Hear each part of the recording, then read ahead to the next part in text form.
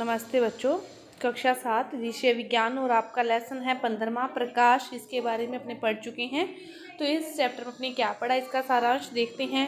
तो देखो, अपने क्या देखा कि प्रकाश क्या है। प्रकाश के बिना अपना आज का जो जीवन है ये संभव नहीं है। हर वस्तु को देखने के लिए अपने को प्रकाश की आवश्यकता होती है। अपने कमरे में देखो, कोई टेबल, चेयर, कोई पेन, बॉक्स, बस किताब, कॉपी, सबको देखने के लिए अपने को किसकी आवश्यकता होती है? प्रकाश की आवश्यकता होती है। अंधेरे में अपने किसी भी वस्तु को नहीं देख सकते। तो प्रकाश क्या है समझ गए होंगे आप। इसके बाद देखो, प्रकाश कैसे गति करता है। अपने ध्वनि के बारे में पढ़ा। तो ध्वनि है वो निर्वात में क्या है, गमन नहीं करती। ध्वनि निर्वात में गमन नहीं करती। उसको गमन करने के लिए किसी न किसी माध्यम की आवश्यकता होती है। लेकिन जो प्रकाश है ये निर्वात में भी गमन कर सकता है। प्रकाश बस एक सीधी रेखा में गति करता है, लेकिन ये निर्वात में भी गमन कर सकता है। इसको गमन करने के लिए किसी भी माध्यम की आवश्यकता नहीं होती। तो प्रकाश क्या है, निर्वात में गमन कर सकता है, लेकिन ध्वनि निर्वात में गमन नहीं करती। प्रकाश कैसे गमन करता है? सीधी रेखा में। प्रकाश कैसे गमन करता है? सीधी रेखा में। लेकिन प्रकाश के यदि रास्ते में, किसी किरण पुंज के रास्ते में अपने कोई अपारदर्शी वस्तु रख दें तो प्रकाश गति करना संभव नहीं होता।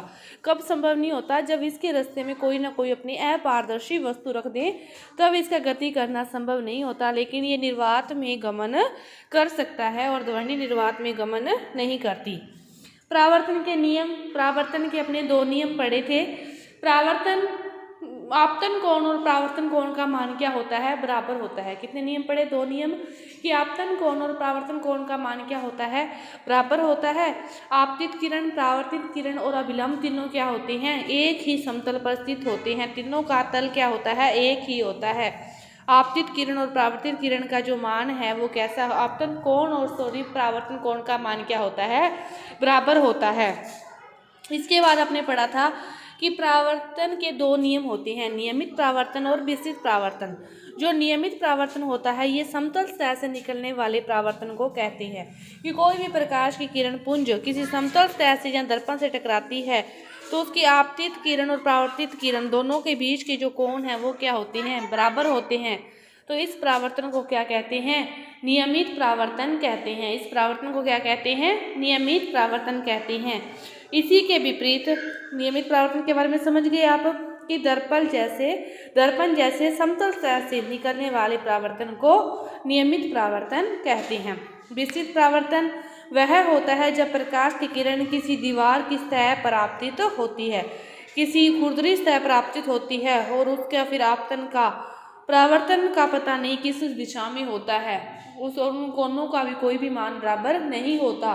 तो इसे क्या कहते हैं? विस्तृत परावर्तन कहते हैं। नियमित, तो ये देखो टॉर्च आ रही है और खुरदरी, कोई किरण किधर जा रही है, कोई किरण किस माध्यम में जा रही है, तो इसे क्या कहते हैं? विस्तृत परावर्तन कहते हैं। इसके बाद देखो बहुविध प्रतिबिंब है कि एक जो समतल दर्पण वस्तु का क्या है? एक प्रतिबिंब बनता है। समतल दर्पण पर कैसा बनता है? एक बनता है। लेकिन यदि यही बीच में कोई इनके मतलब दीवार या कुछ हो चारों तरफ, जैसे अपने दर्पण अपने बीच में खड़े हैं, तो अपने जो दर्पण है वो जो प्रतिबिंब है वो कितने दिखाई देते हैं? फिर अनंत दिखाई देते हैं, बहु प्रतिबिंब दिखाई देते हैं। इसके बाद देखो कैलिडोस्कोप। ये एक नली होती है जिसमें दर्पण और रंगीन कांच के टुकड़े या पत्थर के टुकड़े होते हैं जो खूबसूरत पैटर्न में बने होते हैं। ये नली है, इसको तैयार किया गया है। इसके प्रिज्म को इसके अंदर डाल के फिर इस सिरे पर एक बंद करके और उसमें फिर क्या कर दिया? छेद कर दिया और इस तरह इसको तैयार किया गया है। ये क्या है? कैलिडोस्कोप है। इसके बाद देखो प्रकाश का प्रकीर्णन।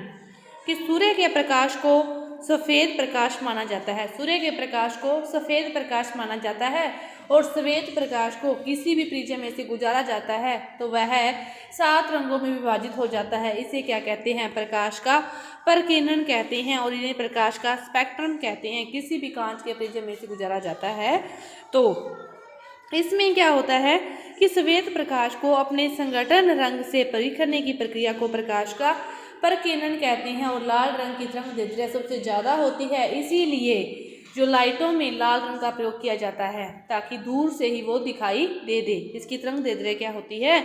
ज़्यादा होती है। प्रकाश का प्रकीर्णन में देखो, जो सफ़ेद प्रकाश है बादल में अपवर्तित होने के बाद बारिश की जो बूंदें हैं वो टकराती है और फिर अन्य भागों में विभाजित हो जाती है, प्रतिबिंबित हो जाती है।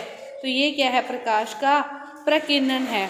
ये अलग अलग रंग हैं, कोई लाल, नारंगी, पीला, नीला, गहरा नीला, बैंगनी, हरा, ये सारे क्या हैं? इनके अलग अलग रंग हैं। अपने क्या सीखा कि जो प्रकाश है ये ऊर्जा का एक रूप है जिसमें के माध्यम से हम चारों ओर की चीज़ें देखते हैं, क्योंकि इसके माध्यम से प्रकाश परावर्तित होता है। प्रकाश सरल रेखा में गमन करता है और किसी दर्पण पर प्रकाश की किरण पड़ती है तो वह प्रकाश को अपने पथ से क्या करती है? मोड़ देती है। परावर्तन के दो नियम पढ़े। आपतन कोण का मान और परावर्तन कोण के मान के बराबर होता है। आपतित किरण, परावर्तित किरण और आपतन बिंदु तीनों अभिलंब ये हैं, सभी तीनों क्या होते हैं? एक ही तल में उपस्थित होते हैं। दर्पण की तरह समतल चीज़ों से निकले परावर्तन को नियमित परावर्तन कहते हैं और दीवार की खुरदरी चीज़ों से होने वाले परावर्तन को विसरित परावर्तन कहते हैं। कैलिडोस्कोप एक नली है जिसमें दर्पण और रंगीन कांच के टुकड़े होते हैं या फिर खूबसूरत पैटर्न पर बने चमकते हुए पत्थर के टुकड़े होते हैं। कोई दर्शक इसे एक छोर से देखता है तो दूसरे छोर से प्रकाश अंदर आता है, तब इसमें घूमते हुए परावर्तन के कारण रंगों का खूबसूरत पैटर्न बनता है जिसका नज़ारा क्या होता है? अद्भुत होता है। आपका ये सारांश पूरा हुआ।